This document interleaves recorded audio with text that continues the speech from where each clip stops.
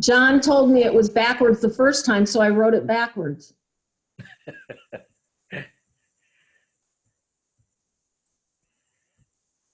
I'm never going to believe you again, John.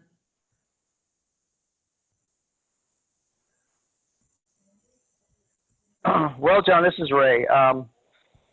Figuring out whether writing is backwards or forwards is quite an art, and I wouldn't worry about it. Everybody else does.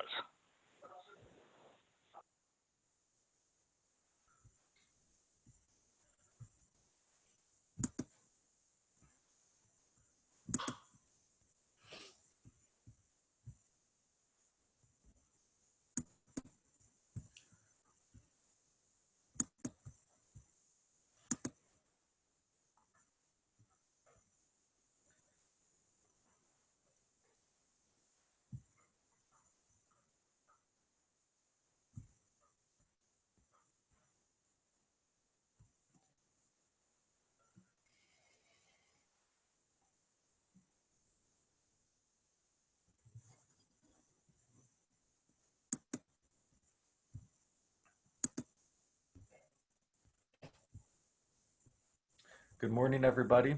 I think we are going to get started. Let me just...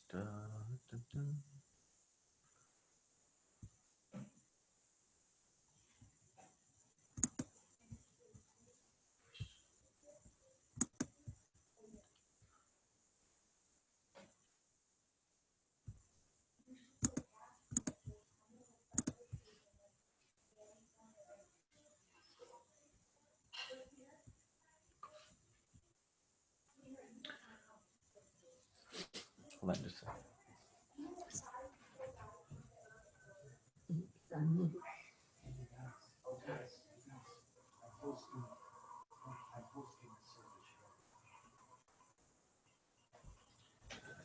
Does anyone lip read in this group? All right. Good morning, everybody, and welcome to our Easter service. I think everyone knows my name is David Clement, and along with Aaron Rockefeller, I'll be this morning's worship associate, and I'll be running the Zoom side of things as well. So we're glad everybody could make it, and glad everyone could figure out using Zoom, especially for all you new Zoom users. So we're excited to be trying this new platform, and hopefully it'll work well without kinks, but it'll be nice because we'll be able to provide a full service, not just piecemeal. So we're friends and family, and we're a congregation, and I think it's really important, especially during these times, we need each other, and it's important for us to be able to spend time with and see each other's faces and hear from people that are like-minded, that have the same values and principles during these times. Share our vision, our ideas of love and of justice and of faith, reason-based faith, if I said that right. So we're grateful to be together. A few words about how we'll be using Zoom. If you'd like, and you can find it, you can switch your view to speaker mode so that you see the person that's speaking during the service. I'll give you a second to find that if you can find it. So there's gallery view, and then there's, I think it says, look at speaker only. If you can't find it and you just have the gallery view, that's fine too. Also, I'll be keeping everyone on mute during the service except for those that are leading the service, so there isn't background noise. And finally, you can stay on this Zoom call with this ID to enjoy our virtual coffee hour right after the service. And I will unmute everyone so you can all chat. And then Reverend Jerry's course on UU history will start at 1 o'clock, also on this same ID. So you can just stay on the ID that entire time, or you're always welcome. You can leave the meeting and come back into the meeting using the same ID. All right, I'm going to share some announcements with you. Let's see.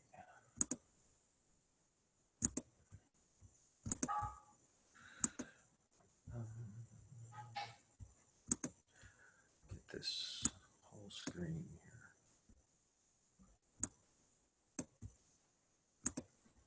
There we go.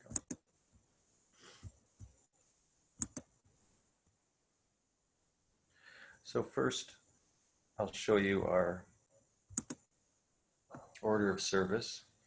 I'm doing the welcome and announcements right now. Then Jennifer will be playing the prelude, Simple Gifts, which is an American folk tune. And then I'll give you a second just to look through the rest of the order of service you have written there in front of you.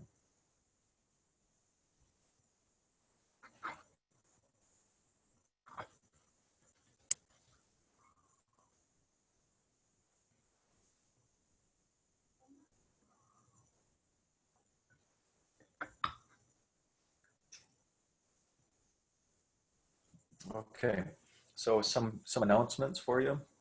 There's still room in all 3 small group ministry sessions, and you can get more information about those through Reverend Lynn. Call or text her. The IDs, the Zoom meeting IDs, are accessible through the through the e-message. I can't think of what it's called. You know what I mean. And through the website, I believe, too. Check out all the offerings for children and teens on our Facebook page that Aaron is spending a lot of time putting together. Also, start thinking about who in your circle of acquaintances may be at risk of not voting. In the coming months, we'll be asking everyone to find just one person that's not a consistent voter and who shares our values, and help them vote. More on that later, but please start thinking. Talk about giving for a second. During this time, obviously things are a little different because we're not meeting in person. So first of all, for Pledge Month, thank you to everyone who has returned their pledge sheets. If you don't have one mailed, if you have not yet mailed yours back, please do so as soon as possible. So during this time, if you wish to be continuing to give towards your pledge, you can make out checks to UUCF and mail them to the church office. And there's the address, or you can just get it online.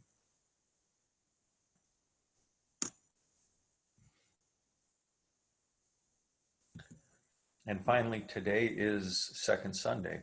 So it's not only Easter, but it's Second Sunday of the month. So we are taking a special collection for a local nonprofit. Today we're collecting for the Food Bank of Eastern Michigan. This is critical need right now for people out of work. Any donations we receive this week will be split 50-50 between the Food Bank and UUCF that are not pledge payments. Please write Food Bank or Second Sunday on the memo line, or say if it's a pledge payment, and send those checks to the church address. Again, make sure you let us know whether it's a pledge payment, which would mean it would be 100% towards your pledge, or a donation for the collection today. Thank you very much. And now, I believe, if I can pull out of this, I think that is the end of the announcements, and we can move to having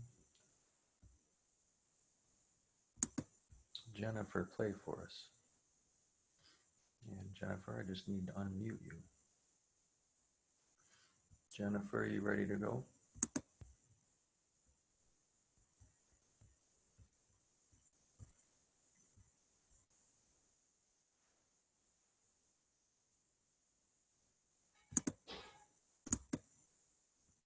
Hold on just a second. Let me get you unmuted here.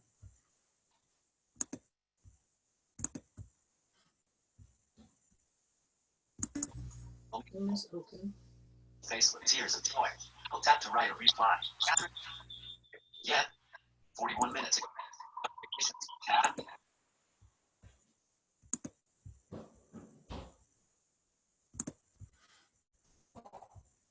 Hold on, Jennifer. Still trying to get you unmuted.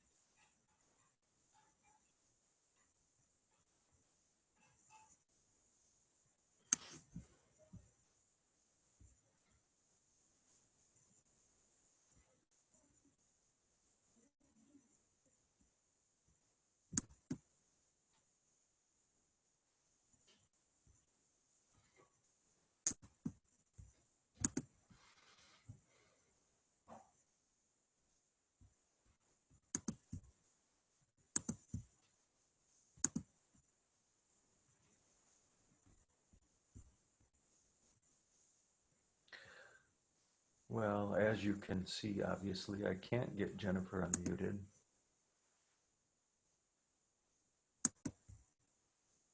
David, I'm able to unmute myself. Maybe she can too. Jennifer, I believe you might have to unmute yourself because I can't do it from my end.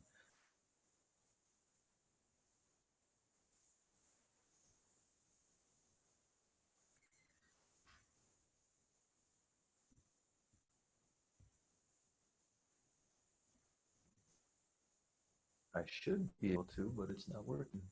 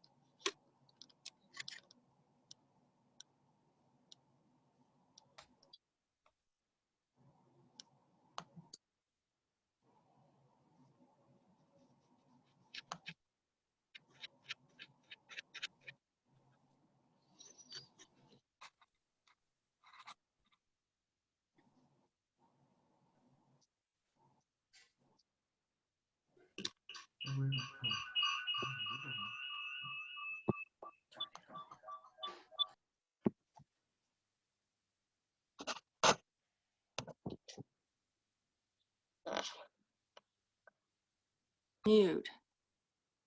Jennifer, you're not able to unmute yourself. Can you hear me now? Yeah, there you go. There I go. Yep. Okay. All right. You want me to start playing again? We would love it. Thank you. Okay. Sorry about the goof No up. problem. Okay, here we go.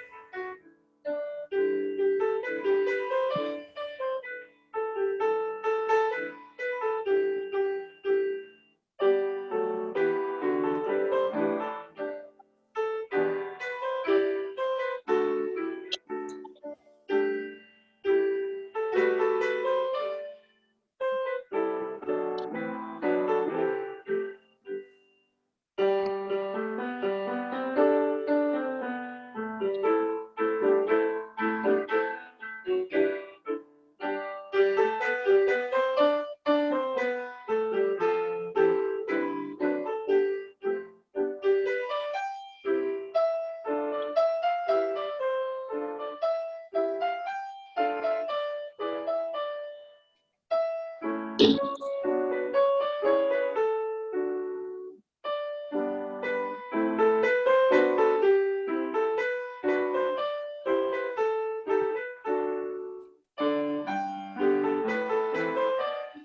piano? No, she's not playing the piano there.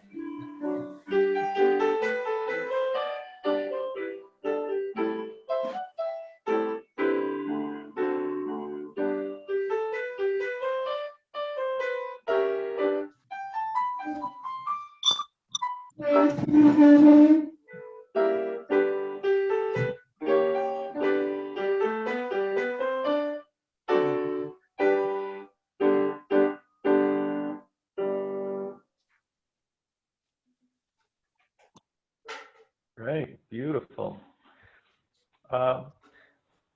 Just a little technical glitch on my end. I'm having trouble muting and unmuting people. So if everyone can just keep themselves muted, that would be great. So we don't have any background static.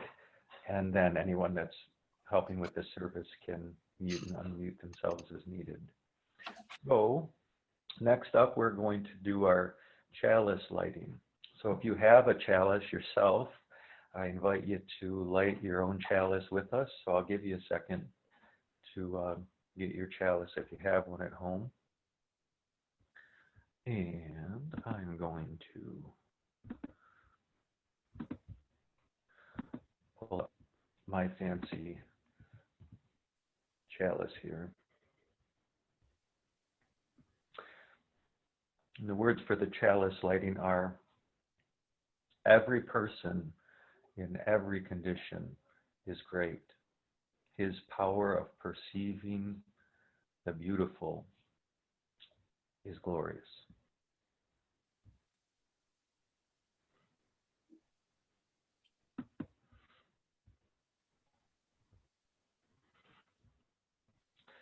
And for our opening words, I'm going to hand it over to Reverend Lynn.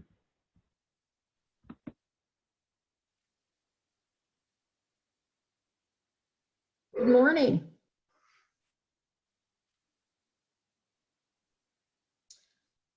Our opening words are from David Blanchard.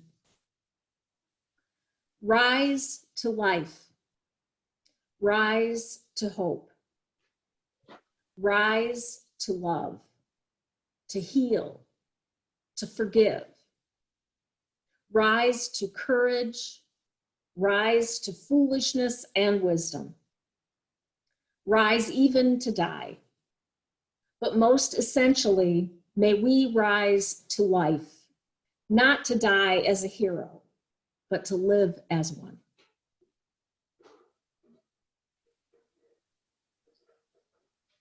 Thanks, Reverend Lynn.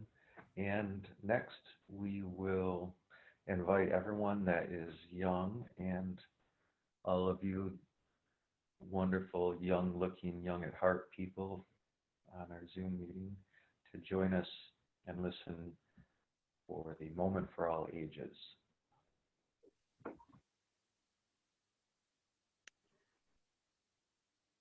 Okay, now I don't know how to share my screen this way. So instead of struggling with it really long, I'm just going to read the book. This is called What Do You Do with an Idea? And like all books, it's absolutely one of my favorites because it's written down. And once it becomes written down, it's one of my favorites. One day, I had an idea. Where did it come from? Why is it here? I wondered, what do you do with an idea? It's kind of gray and icky, but that idea is bright and colorful. At first, I didn't think much of it. It seemed kind of strange and fragile. I didn't know what to do with it, so I just walked away from it. I acted like it didn't belong to me.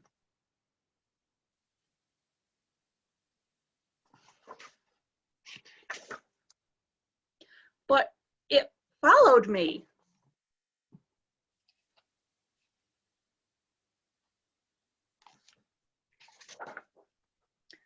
I worried what other people would think. What would people say about my idea? I kept it to myself. I hid it away and didn't talk about it. I tried to act like everything was the same as it was before my idea showed up.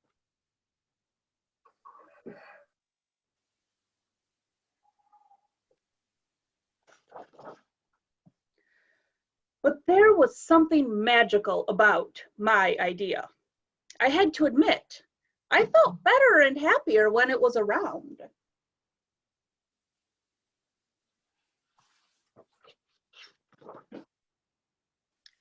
It wanted food. It wanted to play. Actually, it wanted a lot of attention.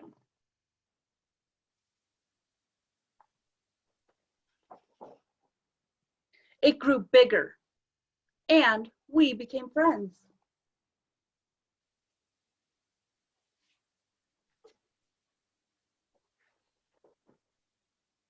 I showed it to other people, even though I was afraid of what they would say. I was afraid that if people saw it, they would laugh at it. I was afraid they would think it was silly. And many of them did. They said it was no good. They said it was too weird. They said it was a waste of time and that it would never become anything.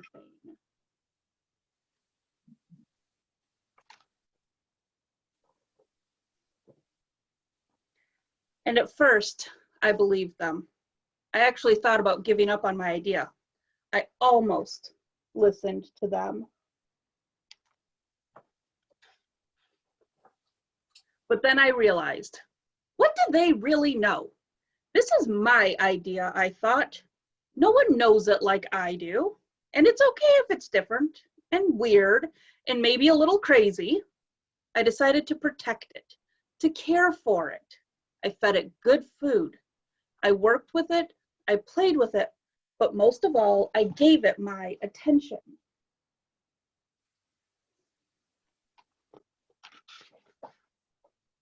My idea grew and grew, and so did my love for it.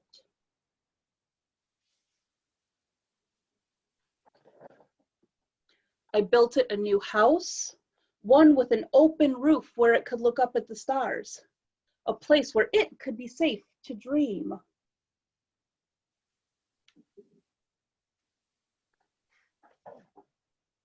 I liked being with my idea. It made me feel more alive, like I could do anything. It encouraged me to think big and then to think bigger. It shared its secrets with me. It showed me how to walk on my hands because it said, it's really good to have the ability to see things differently.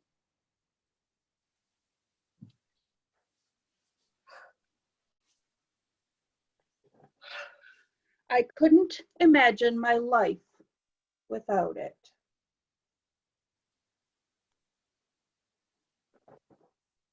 One day, something amazing happened. My idea changed right before my very eyes. It spread its wings, took flight, and burst into the sky.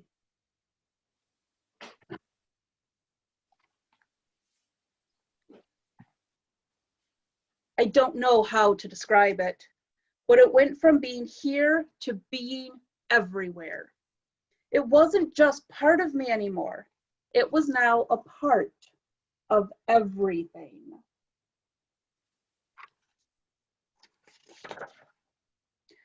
And then I realized, what do you do with an idea? You change the world.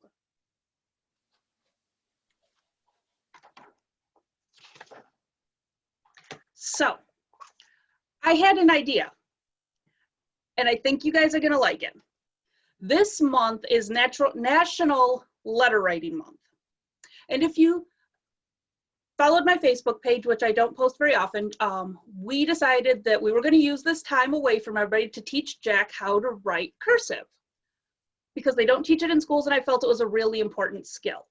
So, as soon as he was able to do it, the first thing we did was we wrote a letter to his grandma. And since it's letter writing month, I thought and I worked with Reverend Lynn, and we thought it would be really fun to do mail tag. So the idea is, same as tag, you get a letter and tag you're it. So I started with 2 congregation members and all of my families. So if you get a letter from me, tag you're it. And it'll have, I made stationery with my kids' watercolors. And so you'll get a letter and a recipe because I love to cook. And you'll get a tic-tac-toe board. And the tic-tac-toe board is gonna go, I get the first spot, you get the next spot, and don't forget to write your name on the back, and then it goes to the next person. And so that will mean there will be 9 of us that get the tic-tac-toe board. So yeah, so that'll go through. But if you didn't get a letter from me, it's okay. Just pick 2 people in the membership directory and then send them whatever. Maybe send them your favorite tea blend and tell them why. Or send them some stickers you have floating around the house just because they're fun and colorful. Write them, what are the 5 things you're doing right now? Whatever you want. This is a way for us to get to know each other a little bit better and everything else. So tag you're all it. And I hope that you have as much fun with this as I did planning it. Thank you. Thanks, Erin. I love that idea. All right. Well, I'm going to transition now to our time for meditation. And so I'm going to share my screen with you.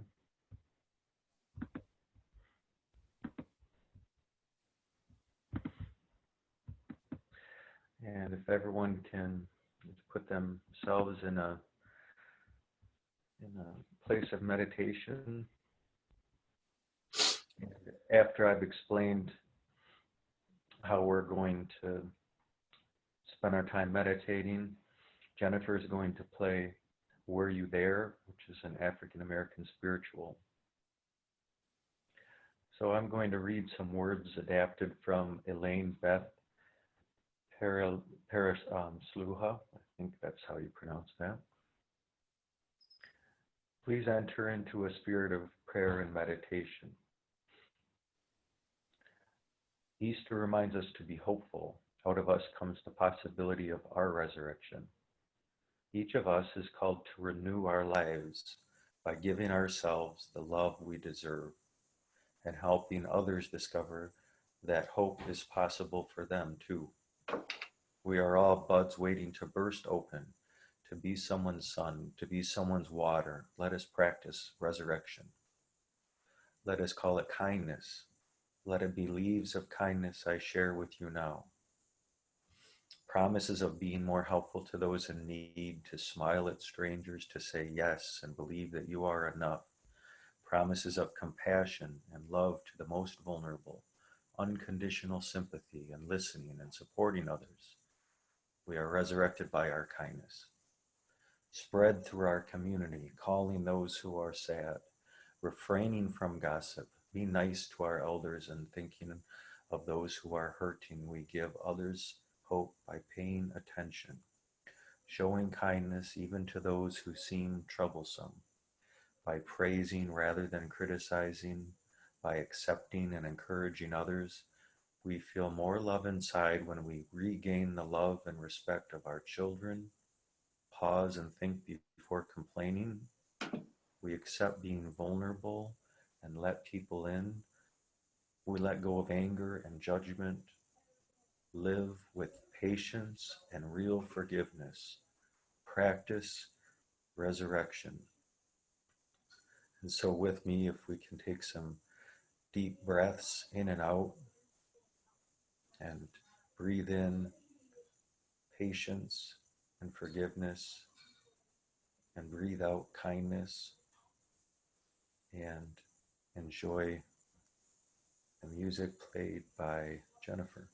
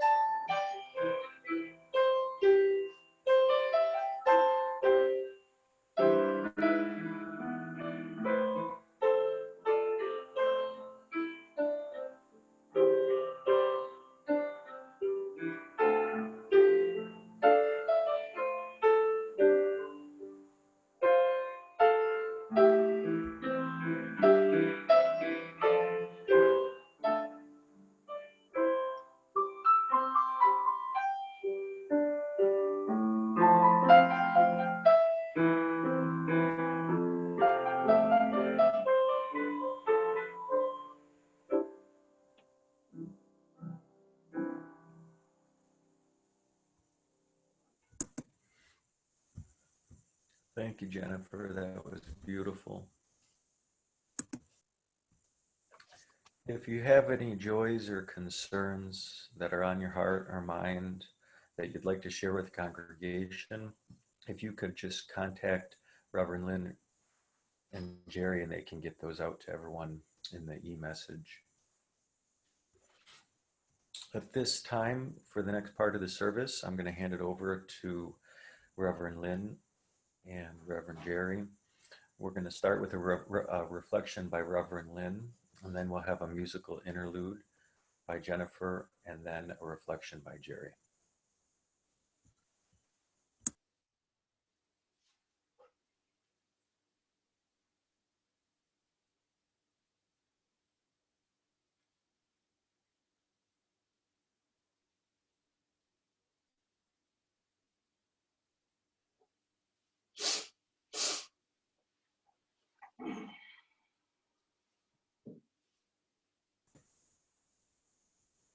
So good morning again.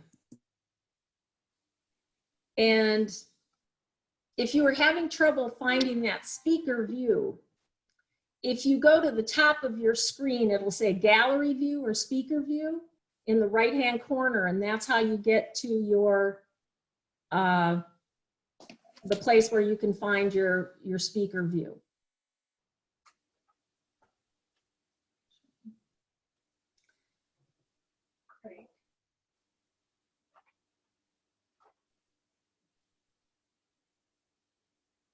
Did everybody find that?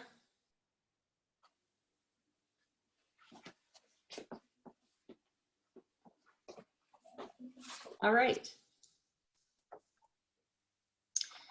So most of you know that today is the highest of holy days for Christians.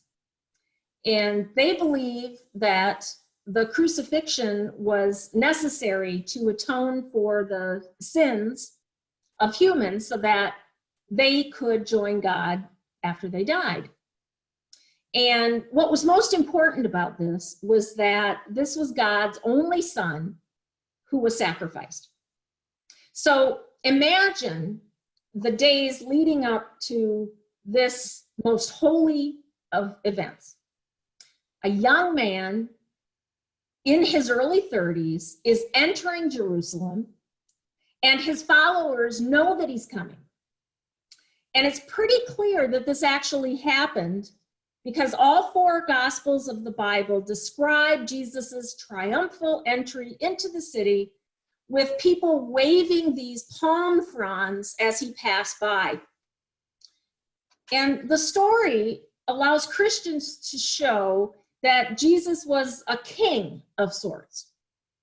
Now, Hollywood loves this part. A cast of thousands standing at the side of the dusty road with peasants there bowing and cheering and weeping.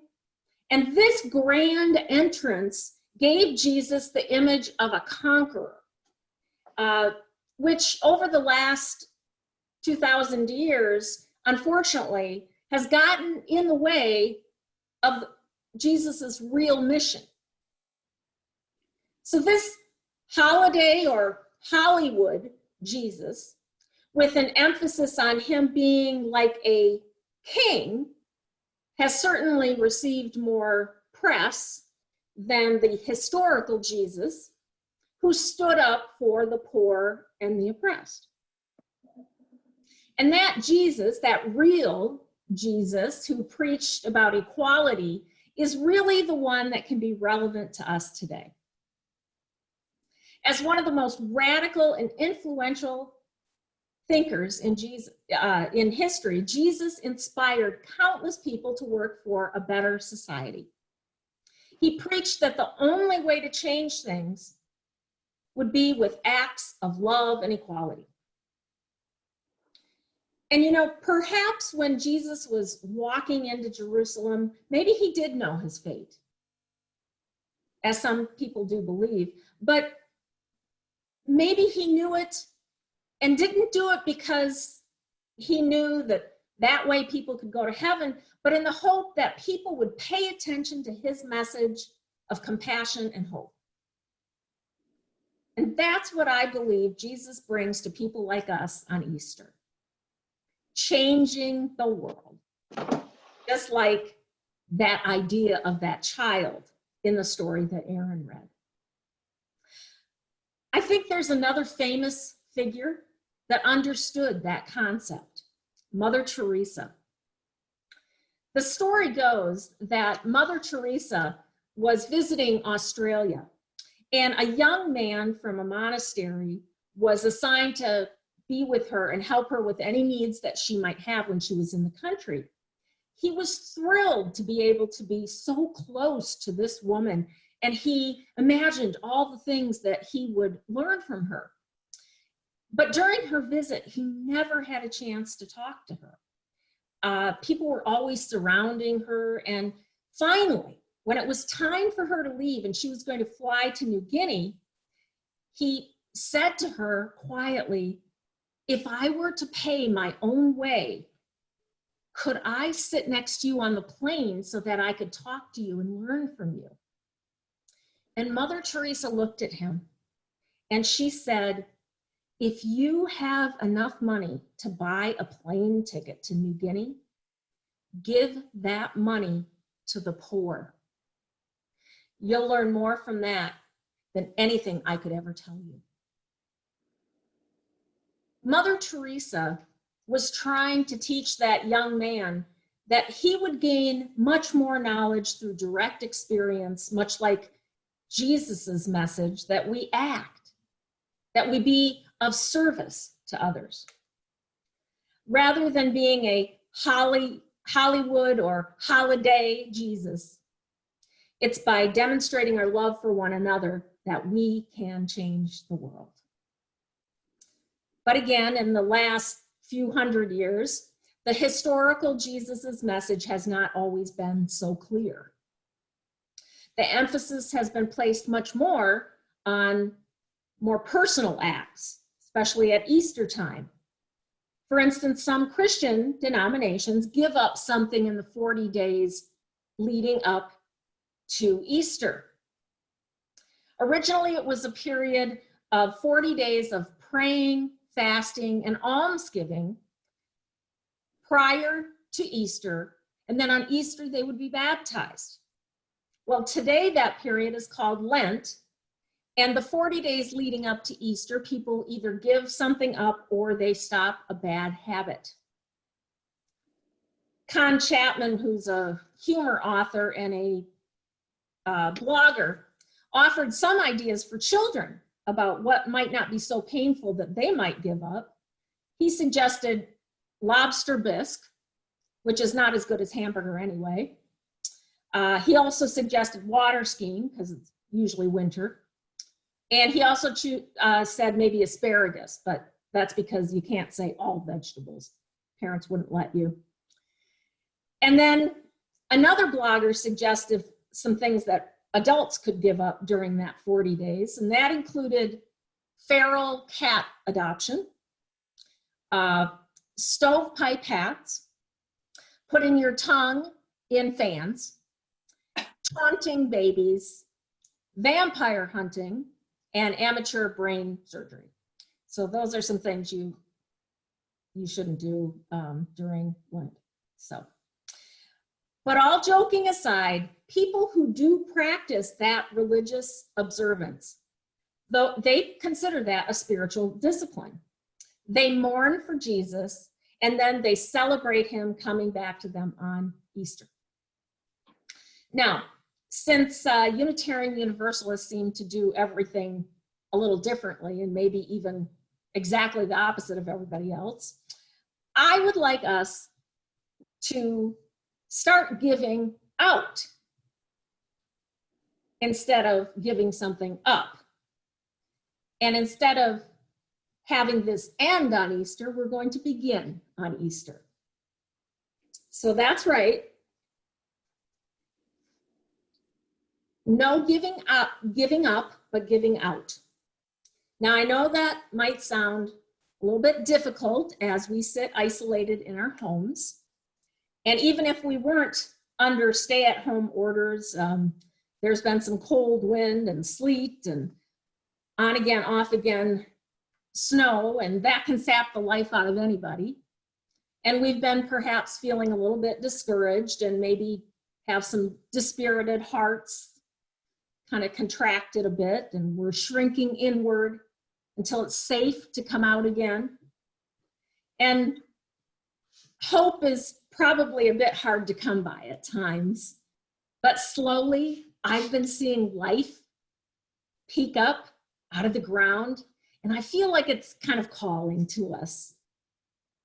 And just like you, I have felt stuck and a bit useless at times, and I've often not known what to say to some of you. When you've asked me, what do I do?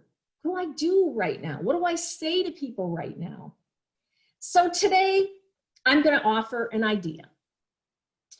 Let's start changing the situation as the historical Jesus recommended through a kindness tree.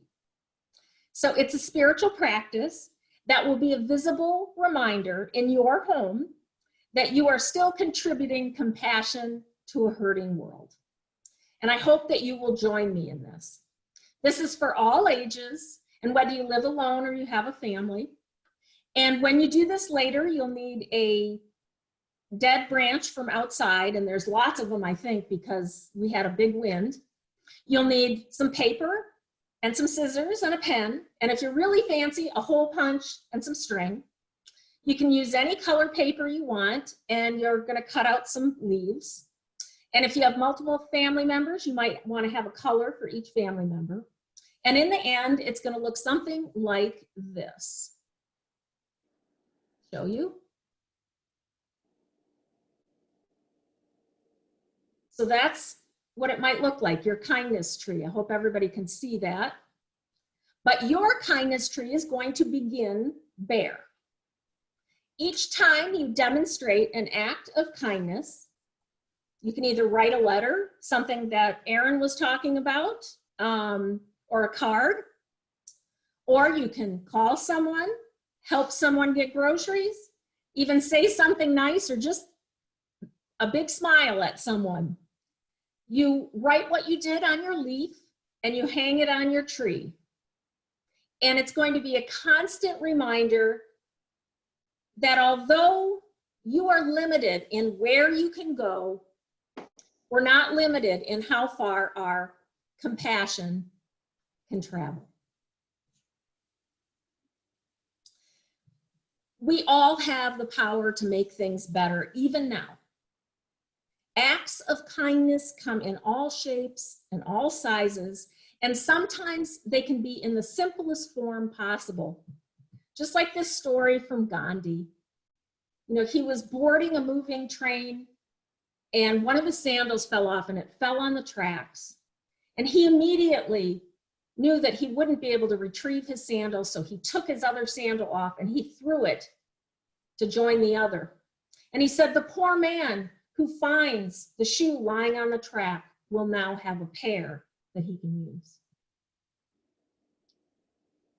However you decide to make your tree blossom, a pair of shoes, a smile, a letter, I hope that this Easter you feel that we're not giving up, but we're giving out hope and kindness. May it be so.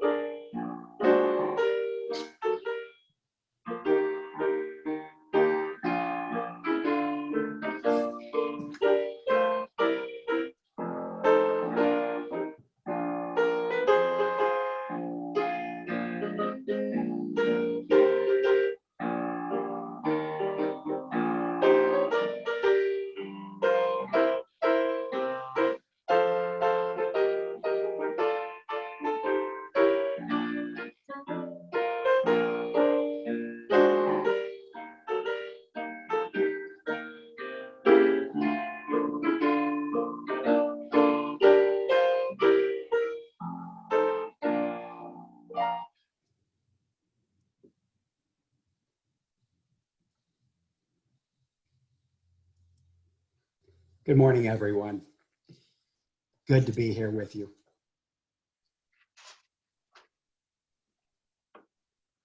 Dear Earth, and also any other concerned cosmic entities, if there are any others out there, we are hoping you will share some of your wisdom with us on the subject of Easter. But we humans should mention, we find your language strange and hard to understand at times. Perhaps you could teach us your language at a reasonable cost, of course. You know, the language of our nightly dreams, of age-old symbols and rituals that speak of rebirth.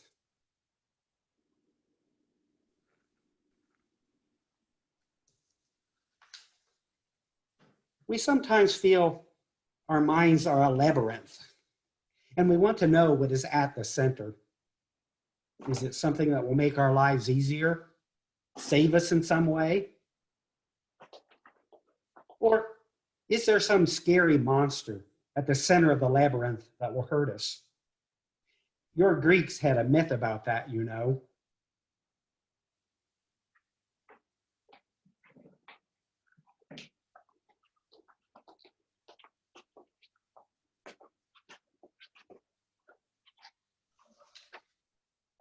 We don't like to complain, Earth, or Mother Nature, or God, or whoever we are talking to.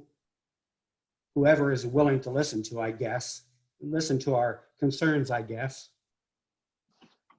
I know we may sound like the psalmist of the Hebrew Bible, complaining to the Lord, but although this world is a beautiful place, we could do with less disease, pestilence, tornadoes, global warming, heartbreak, floods, war, hurricanes, gun violence, hate in general, and lots of other things. And did I mention disease?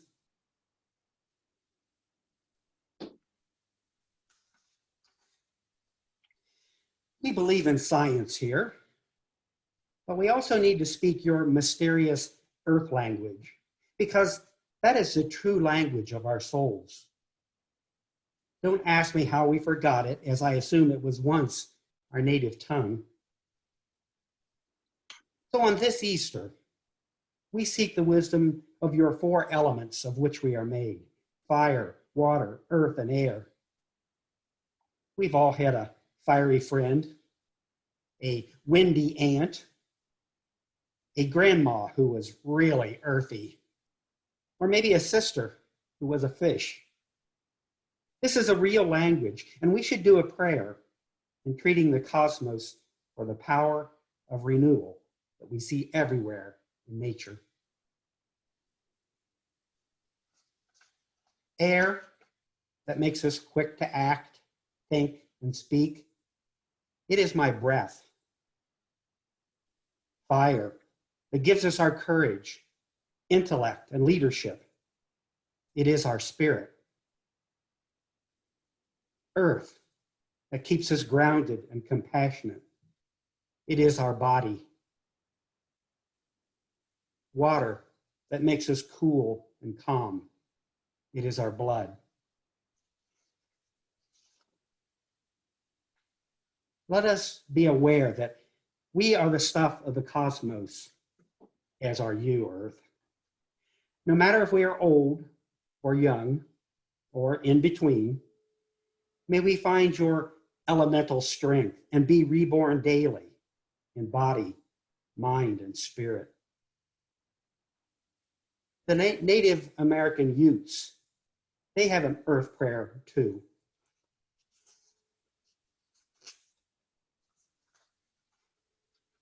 Earth, teach me stillness as the grasses are stilled with light.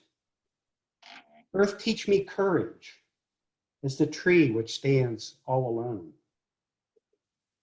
Earth, teach me resignation as the leaves which die in the fall.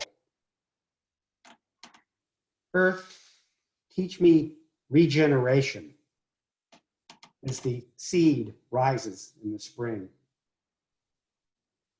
And earth, teach me to forget myself as melted snow forgets its life. Earth, teach me to remember kindness as dry fields weep with rain.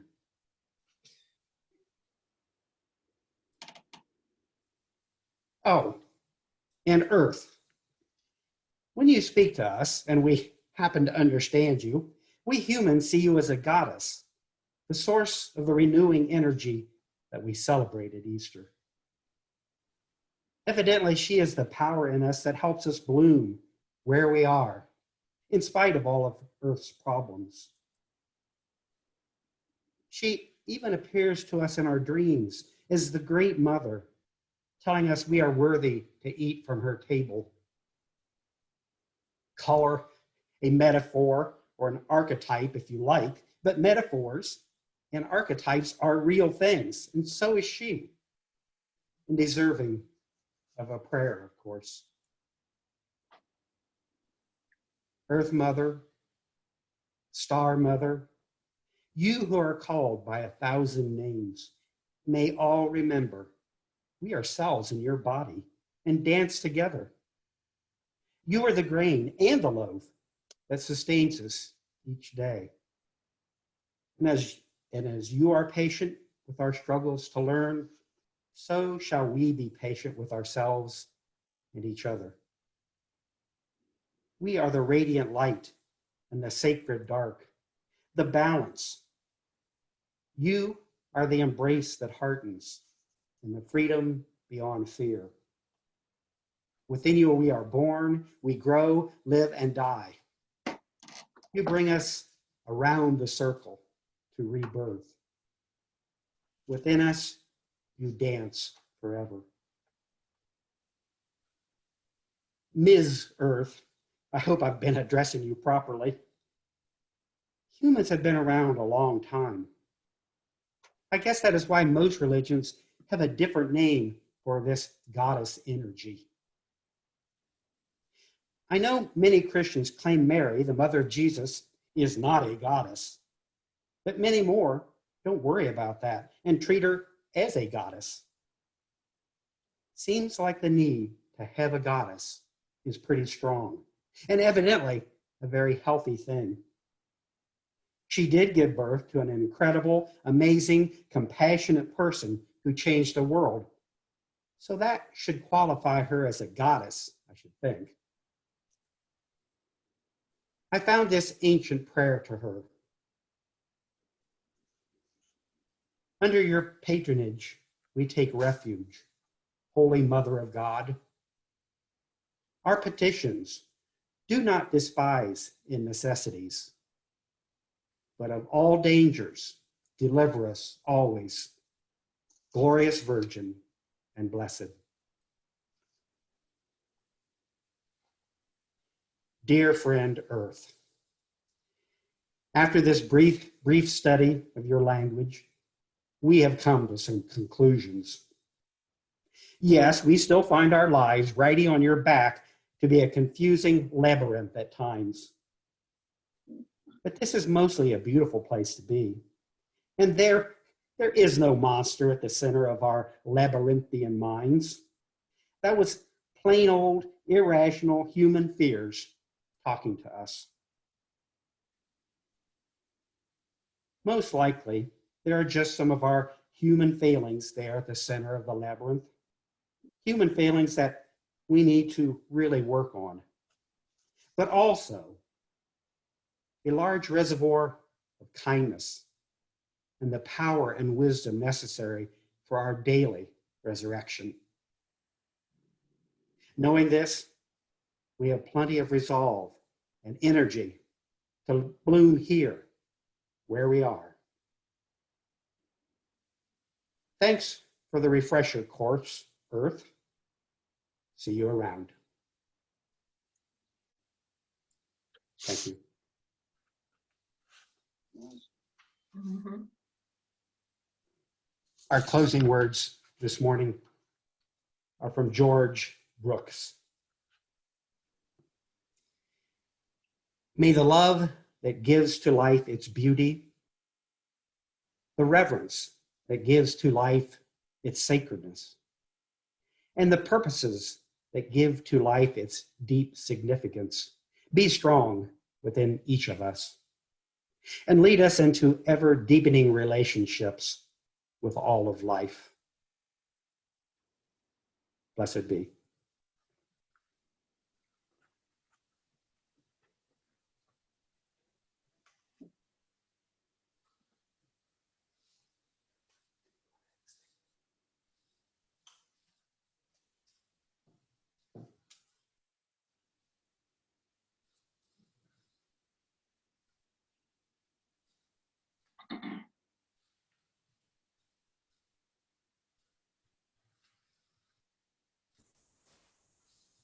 Now we extinguish our chalice. So if everybody would like to unmute themselves for a moment and we can say our words together.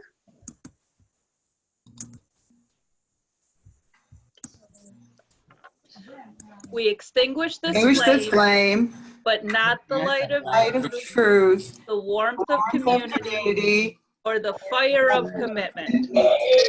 These we carry in our hearts until we are together again. Thank you.